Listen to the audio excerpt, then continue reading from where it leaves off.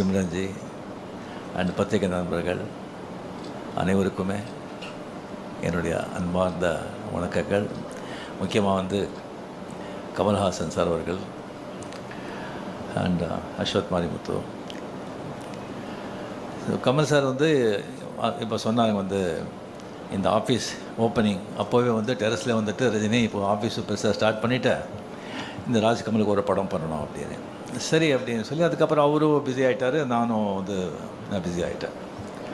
So அதுக்கப்புறம் வந்து ஒரு சீரியஸாக சிவாஜிக்கு அப்புறமா வந்து பேசுகிற மாதிரி இருந்தது. அதுக்கப்புறம் ஒரு வாட்டி லாஸ்ட்டு வரும்போது அவர் டோன்லேயே கொஞ்சம் இதாக இருந்தது, படம் பண்ணணும் அப்படின்னு. சரி சார் நம்ம பண்ணலாம் அப்படின்னு சொல்லிட்டு இது வந்து டைரக்டர் வந்து ஆக்சுவலாக பார்த்திங்கன்னா அஸ்வத் மாரிமுத்து வந்து இது 4வது டைரக்டர். ஃபஸ்ட்டு நம்ம பண்ணும்போது ரவிக்குமார் ஃபிக்ஸ் பண்ணியிருந்தோம். சரி அது வந்து சரியாக திஸ்டிங் வரலன்னு சொல்லி அப்படியே வந்து இதாகிடுச்சு. அதுக்கப்புறம் நம்ம சுந்தர் சி சாருக்கு வந்து வேறு ஒரு படம் இருந்தது, கொஞ்சம் டிலே ஆகிட்ட மாதிரி இருந்தது. அதனால் நம்ம இது வந்து நான் விலகிக்கிறேன் சார், நம்ம அப்புறம் பண்ணிக்கலாம் அப்படின்னு சொல்லி இதாச்சு. அதுக்கப்புறம் நம்ம சிவி சக்கரவர்த்தி, அவர் கதையெல்லாம் கேட்டு ரொம்ப நல்லா இருந்தது. பட் என்ன சொல்ல ரொம்ப சென்சிட்டிவ் சப்ஜெக்ட் அது ஒரு கம்ப்ளீட்லி ஒரு நியூக்ளியர் சயின்டிஸ்ட் பற்றி, அந்த நியூக்ளியர் வெப்பன்ஸ் பற்றி, ஷூட்டிங் ஆப்கானிஸ்தான், ரஷ்யா, அந்த மாதிரியெல்லாம் ஒரு ரொம்ப நைஸ் சப்ஜெக்ட். பட் ரொம்ப ரொம்ப சென்சிட்டிவ், ரொம்ப ரொம்ப ஜாகிரதையாக டீல் பண்ணுறோம், டைம் கன்சியூமிங். ஸோ அதனாலே வந்து அதை வந்து நம்ம அப்புறம் இது பண்ணிக்கலாம் அப்படின்னு சொல்லும்போது தான் அஸ்வத் மாரிமுத்துவை நம்ம வந்து இந்த படத்துக்குள்ளே வந்தார். இப்போ கமல் முதலே சொன்ன மாதிரி இந்த டென்ஷன் எனக்கு வந்து ஏன் அப்படின்னு சொன்னால், கமல் வந்து கூப்பிட்டு ரஜினி நான் கதையும் கேட்க மாட்டேன், எதுவும் கேட்க மாட்டேன், நான் எல்லாத்தையும் உங்ககிட்ட விட்டேன், நீங்கள் என்ன சொல்கிறீங்களோ அதை நீங்கள் பண்ணுங்கள் அப்படின்னு சொல்லிட்டாங்க. அதே தான் பெரிய ஒரு டென்ஷன் ஆகிடுச்சு நமக்கு. ஃபுல் ரெஸ்பான்சிபிலிட்டி நம்ம போட்ட பிறகு அவ்வளோ பெரிய ஒரு ஜாம்பவான் சொன்ன பிறகு தான் எனக்கு வந்து அதுக்கப்புறம் வந்து அவர்கிட்ட நான் சொன்னேன், இல்லை கமல் சார் இந்த கதையெல்லாம் வேண்டாம், எல்லாம் நம்ம தலையில் கட்டிடாதீங்க, நீங்கள் கதையை கேட்டு நீங்கள் ஓகேன்னு சொன்ன பிறகு தான் நான் வந்து ஃபோர்ஸ் பண்ணி அந்த கதையை கேட்டார். ஸோ கதை கேட்டு நல்லா இருக்குது அப்படின்னு சொல்லி இந்த படத்தை வந்து நம்ம வந்து இது பண்ணியிருக்கோம். டெஃபினட்டாக நம்ம என்ன சொல்லி என்ன பண்ணால் கூட அஸ்வத் மாரிமுத்து மேலே வந்து பெரிய ஒரு ரெஸ்பான்சிபிலிட்டி இருக்குது. அதுக்காக எல்லாமே வந்து உங்கள் தலைமையில் நம்ம போட்டுட மாட்டோம். 100% நம்ம எல்லாம் சேர்ந்து it's a group work, it's a combined work, it's a team work. எல்லாமே சேர்ந்து நம்ம வந்து ஓன்லி சக்ஸஸ் நோக்கி தான் நாம் வந்து இதை உழைப்போம். டெஃபினெட்லி படம் நல்லா வருவாங்கிற நம்பிக்கை எனக்கு இருக்குது. Very energetic director, young blood. அவர் படம் வந்து டிராகன் படம் பார்த்து எனக்கு ரொம்ப பிடிச்சிருந்தது. அது என்டர்டெயின் மட்டும் இல்லாமல் ரொம்ப டிஃபிகல்ட்டான சப்ஜெக்ட், அதோட ஒரு நல்ல மெசேஜ் வந்து அதில் வந்து கொடுத்துருந்தாங்க. At same excellent has the cameraman and crew. ரொம்ப ரொம்ப ரொம்ப திஸ்டிங் நல்லா வந்திருக்கு.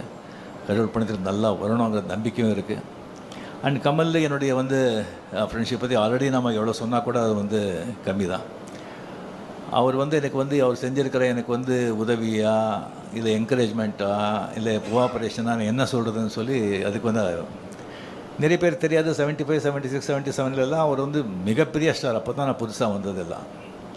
இளமை மஞ்சள் ஆகிறது நிறைய பேர் பார்த்துருப்பீங்க. அதில் வந்து எவ்வளோ பெரிய பேர் புகழும் எனக்கு வந்து கொண்டு வந்து கொடுத்த படம் அது. அதில் முதல்ல நான் பண்ணுறதா இல்லை, அந்த கேரக்டர் வந்து ஜெய் கணேஷ் பண்ணுறதா இருந்தது. நான் அது கன்னடா, தெலுங்கு, தமிழில் தான் பண்ணிகிட்டு இருந்தேன். அவர் டேட் கேட்கும்போது டேட் கிடையாது. அப்புறம் கமல் வந்து ஃபோன் பண்ணி இன்சிஸ்ட் பண்ணி, இல்லை சார் இளமை மஞ்சள் ஆகிறதுன்னு போடுறீங்க, நீங்கள் ரஜினி போடுங்க ஸ்ரீதர் சார்கிட்டே சொல்லி, அதுக்கப்புறம் அவரே என்னை ஃபோன் பண்ணி, ரஜினி நான் கூட டேட்டில் அட்ஜஸ்ட் பண்ணி தான் பண்ணுறேன், நீங்கள் பண்ணுங்கள் வாங்க நல்லா இருக்கும் அப்படின்னு சொல்லி அவரால் தான் அது இளமை மஞ்சள் அடிக்கிறது படமே நான் பண்ணது. அதில் ஒரு சீக்வன்ஸ் வருது, அது படம் பார்த்தவங்களுக்கு தெரியும். கமல் வருவாங்க, நான் இந்த பக்கம் நின்றுட்டு அவர் பேர் கூப்பிட்ற, கமல் இந்த பக்கம் பார்க்குறாரு, இங்கே அப்படிங்கிற. இன்னும் ஒரு வருதுக்கு முன்னாலே வந்து நான் டைரக்டர் சார் ஸ்ரீதர் சார் கிட்ட பேசும்போது நான் இப்படி பண்ணுறேன்னு சொல்லும்போது சரி நல்லா இருக்குது, பட் கமல் ஒன்றும் தப்பாக நினைக்க மாட்டாரா அப்படின்னு கேட்டார். இல்லை சார் டெஃபினட்டாக நினைக்க மாட்டார். சரி பார்க்கலாம். சரி வந்தாங்க கமல் இப்படி வந்து நான் வந்து சொல்லிட்டு இங்கே கமல் ரஜினி சூப்பர் அப்படின்னு சொன்னார்.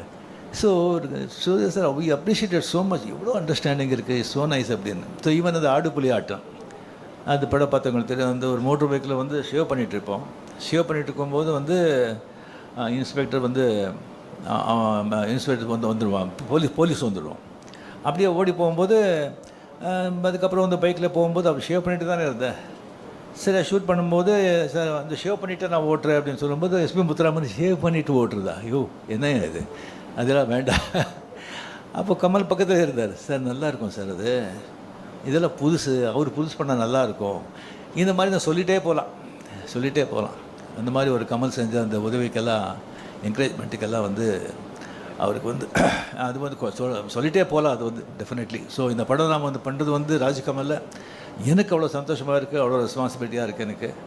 அண்ட் இப்போவும் சொல்கிறேன், கமல் சார் அப்படியே விட்டுடாதீங்க. படத்தில் நீங்கள் பார்த்து அப்பப்போ வந்து உங்களுடைய நீங்களும் இன்வால்மெண்ட் இங்கே இருக்கணும். அண்ட் இந்த படம் டெஃபினெட்லி நல்லா வரும் அப்படிங்கிற நம்பிக்கை இருக்குது. நல்லா வரணும். அண்ட் உங்களுடைய பிளெஸிங்களால் நாளைக்கு வந்து படம் ஷூட்டிங் ஸ்டார்ட் ஆகுது.